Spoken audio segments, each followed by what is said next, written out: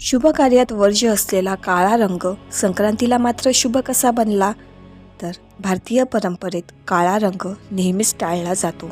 पण एकच असा दिवस आहे ज्या दिवशी तोच काळा रंग देवांचा प्रिय बनतो.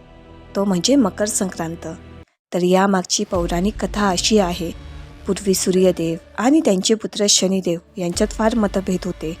अहंकार, राग आणि इतका दुरावा की सूर्यदेवांनी शनिदेवांचे घरही जाळले.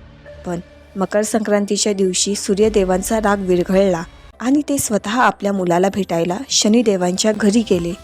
शनिदेवांनी त्यांचे स्वागत केले काळ्या तिळांनी. ही भेटवस्तू सूर्यदेवांना इतकी आवडली की त्यांनी शनिदेवांवर प्रसन्न होऊन त्यांना वरदान दिले. आजच्या दिवशी जो कोणी मला काळे तीळ अर्पण करेल आणि काळा रंग परिधान करेल त्याच्या आयुष्यातले सर्व अडथळे मी दूर करेल. आणि तेव्हापासूनच काळा रंग संक्रांतीला अपशकुन नाही तर आशीर्वाद बनला. काळा रंग म्हणजे अंधार नाही, तो आहे जुन्या रागाचा शेवट आणि नव्या सुरुवातीचा संकेत. तिळगुळ घ्या, गोड गोड बोला. मकर संक्रांतीच्या तुम्हालाही खूप खूप शुभेच्छा.